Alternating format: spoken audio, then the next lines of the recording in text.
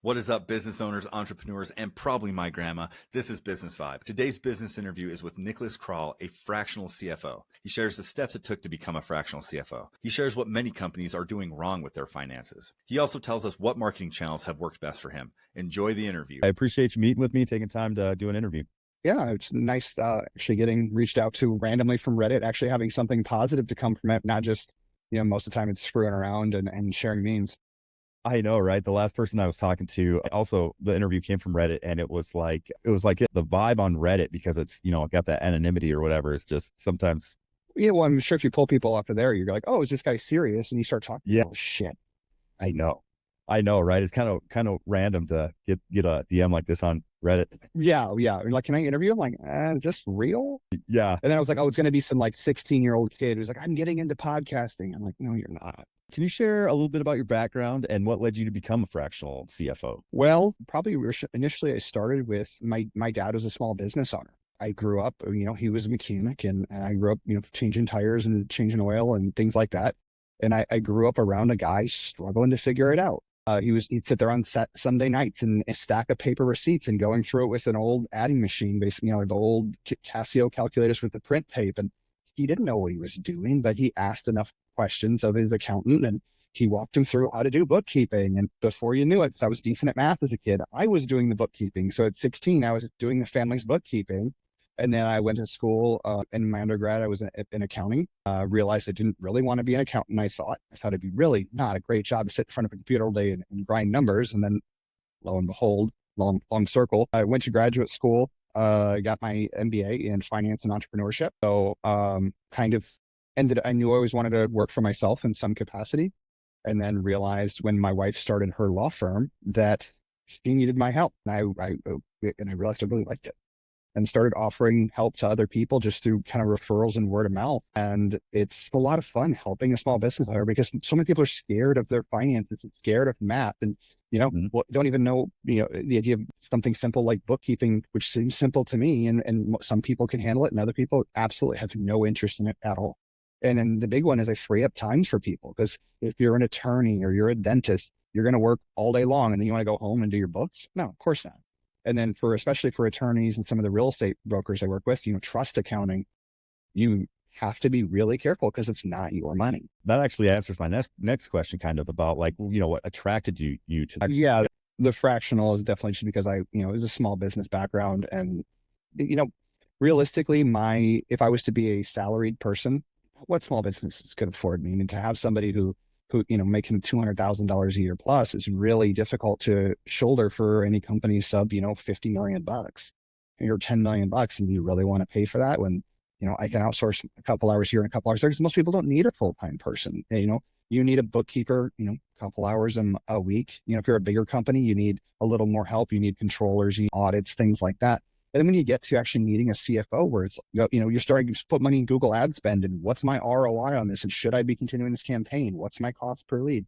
Most people don't think they have to know these things, but it makes all the difference in the world versus just throwing stuff against the wall, which is how I feel like most people run their business. What are your typical responsibilities for what you do for a company? Some, it's simple. I have one client that's a real estate broker. They just want their bookkeeping done and quarterly P&Ls.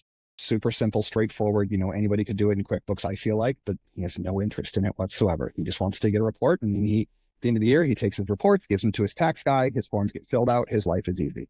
That's all he wants, ranging all the way up to, I have another client that doesn't even want to look at her bank account. And they're trying to figure out how many ways they can put some money away for retirement, because they didn't know all these options are available to them, and they don't want to look at it. They don't want to think about it. They want a done for you complete system. Yeah. So, and everything in between, depending on exactly what people are looking for. So you mentioned that you sometimes work just a couple hours a week for a particular company.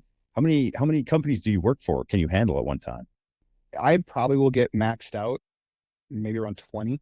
I'm still growing. I'm transitioning away from a different consulting gig, and this is becoming a more full-time operation just because it is absolutely growing. It was a side gig forever. And then the other consulting is just boring now. I don't want to do it more. So this is becoming my full-time pretty quickly. Personally, I handle about 20, and then I have an outsourced bookkeeper I can do to probably handle a little bit more. Something that's really interested me when I started researching for this was, how do you market for How would you market yourself? So word of mouth, obviously, everyone loves referrals. You're the cheapest lead you can get. Other than that, a lot of our actually outreach is through LinkedIn. I have a service that does direct targeted advertising on LinkedIn, and luckily it's a done for you service because I don't know the first thing about it. And then I'm going to also use pay-per-click advertising in the next couple of months once this starts actually moving a little bit faster. But you can't onboard too many people at a time because there's usually so much back work you have to clean up before you can really get them on autopilot. Do you mind sharing the service you use for the LinkedIn? It's Right Idea Marketing. So do they automate the thing, or you might not even? I know. So they rebuilt my LinkedIn because, like most people, I don't really use it like I could and should. And then he rebranded it for me, and they're doing direct outreach where they're targeting specific industries and certain size of business that might need my services. And they're doing the direct outreach for them, and they're going to book through Calendly type system to fill up, warm prospects. Do you mind talking about revenue on how much you in particular make as a fractional CFO? So I can give you on a per client basis, probably. Prices are on my website. It's not like it's anything secret. Bookkeepers, just doing simple bookkeeping, like for the one client that's a real estate broker, it's $500 a month. He just wants quick, simple reports, and at the end of the year, he pays a little bit of a extra because he wants to do some reorganization for tax planning. He's a couple $1,000s a year, maybe at most. And then all the way up to my full-on CFO services for other firms are $4,000 a month, $4,000 to $5,000 a month. So kind of transitioning into what else you can do for a company.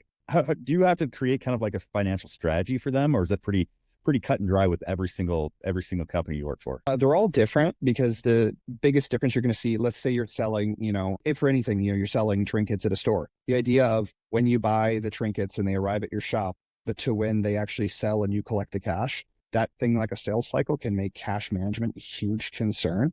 Or for things like attorneys, where you're putting out the marketing dollars today, but the case might not be finished for months down the road. There could be a 6-month lag between retaining a client and actually getting paid versus, a lot of other services you get paid and the cash clears as soon as the credit card closes that night. So, cash management is definitely a huge concern for a lot of businesses, but that's probably the biggest as far as like strategy is concerned. Other than that, regular bookkeeping and P&Ls, everybody needs those. But it's kind of understanding, what is your ROI on your ad spends? What is your ROI on, or what is your totally loaded cost for employees? Because most people don't think about it, but you pay someone $40 an hour. Well, it doesn't cost you $40 an hour. It probably costs you $60 an hour, and things like that, just to make sure their profitability numbers are actually in line and they're not accidentally losing money by hiring people. The range is all over the place in what people need, and I can help however they need it. So that kind of gets into my next question. Is like, so that's probably some of the financial challenges that you come up with, that some of the questions they don't even know what to ask. Yeah, definitely. If you're a solo operator, do you have a retirement account?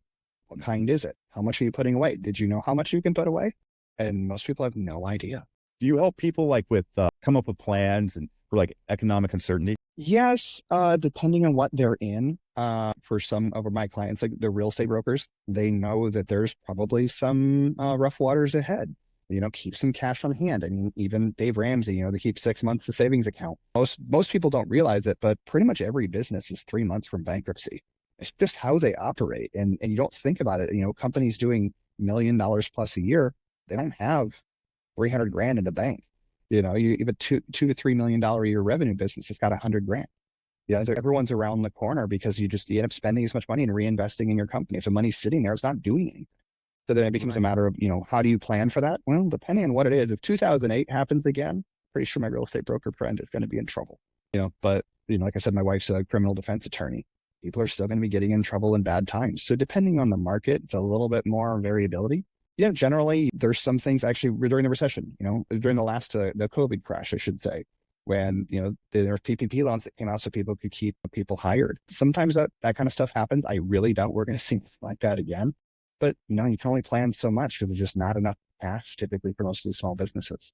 And then you mentioned this kind of at the beginning of our talk. You're saving most of these companies quite a significant amount of cash. What other are the main benefits of like hiring a CFO for like small to mid-sized businesses? So most small, like you said, they don't even know the questions to ask. A lot of times they don't know, what should I be thinking about? The idea of keeping some cash in the bank is obviously a simple one. But if you're going to do a Google Ads campaign or you're going to do an Instagram ad campaign, what is it worth to me? How much can I invest? What am I getting as my ROI?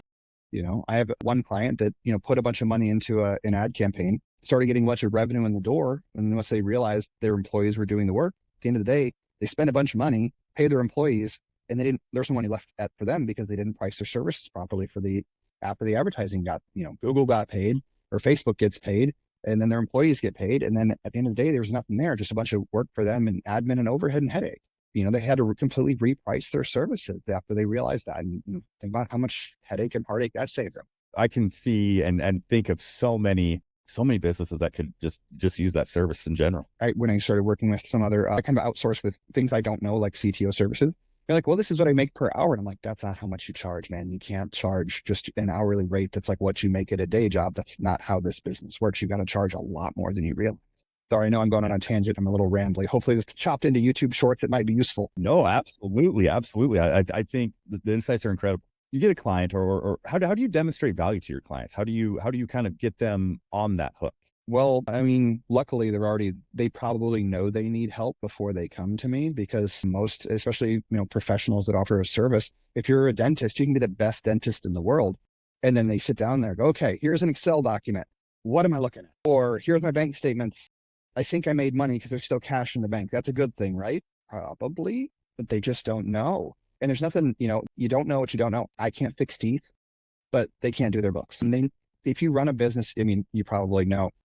At the end of the day, you're like, hey, there's money in the bank. That's a good thing. It is. Did you think about all these other things, though?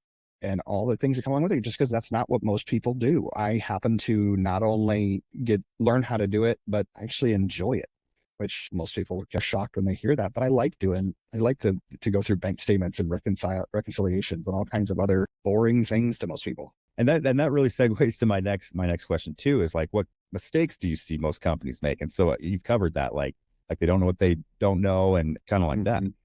Or they're spending too much time. I mean, if you're a dentist or a doctor or a lawyer and you're sitting there taking off Friday afternoons to do your bookkeeping, or you can be seeing patients, and I'm going to do it in half as much time, it's really not worth it. Or if you're going to be sitting on Saturday mornings doing your books, or you're going to be doing your own QuickBooks at the end of the day, and there's a mistake and you don't know how to fix it, or you didn't even know you made a mistake, it can cost you, then you get your tax bill at the end of the year too, which everybody always forgets about when they're working for themselves. A lot of them, you don't know it because this isn't what you were trained to do. So kind of moving toward like your own personal insights as an entrepreneur, what do you enjoy most about being a fractional CFO? Sometimes I get to sleep in. I work for myself. I work at home. Last week, I cut out randomly on a Thursday morning. I was like, I'm going to go surfing. And because I control my own schedule, I can just block off time. And, as long as I stay busy enough, I make plenty of money to live the life I want to live. And, cut out early and go pick up my kids from school randomly, or, my kids are actually home from school this week and it's not a big deal. They're in the other room hanging out. And can't beat working for yourself in that reason. I don't have an office. I don't have a boss. I mean, my boss is my clients, but they're all happy. So everybody wins. Coming kind of toward the end of the interview, what skills are essential for this role? Like you said, you went to schooling for this. Yeah. So I did have, my undergrad was in accounting, and then graduate school was finance and entrepreneurship. Is that required? Not really. I mean, for some of the skills that people need, simple bookkeeping, you can take a bookkeeping course and learn how to do this, or, community college accounting is probably enough to help a lot of small businesses as far as scaling up. There's not a here's how to be a CFO class you can take. You have to learn by doing, and you work with enough entrepreneurs, and all of a sudden you realize, I've seen this before, I've done this before, and you watch someone else make a mistake, and you can hopefully not have them make it again. And, I've gone through the bumps myself, and then my wife being an entrepreneur as well, we've made a lot of mistakes in her business too. So I got to ride along as someone built a professional consulting business, and it's definitely, mistakes I don't want to make again, but I can hopefully help people avoid making the same mistakes, or making the same mistakes again sometimes. What advice would you give to someone who is considering a career or wants to be a fractional CFO? Do you really want to be an accountant? But no, really, if this is something you enjoy doing, where you think you can, if you can offer a service that people want, it's no different. It's professional consulting is the same. If it's like your friend who wants to be the CTO, or being a CFO, or a marketing, most small businesses don't know how to run a Google Ads campaign. I know I don't, so I pay for professionals. I don't know how to do it. It's just like any other service you want to offer. If it's something you liked to do and something that people want to pay for, just get your name out there and people will start calling you. I mean, if this is something people are considering doing, find a service, find something you like to do and do it. Is such a silly adage to to say. And then I kind of started doing it and realized, oh, that those people who will say that kind of stuff, it's true. Find something somebody wants to pay for and do it. Yeah, that's beautiful. I think a lot of people, especially like when you read on the internet, or Reddit in particular, it's overthink. Oh, absolutely. I mean, it's the same reason I didn't cut my own grass when I had a lawn last time. I didn't want to do it, but somebody didn't mind doing it. It's any service you can think of. Well, hey, awesome, dude. I appreciate you taking time, and this has been really interesting. I think people will really love the insights.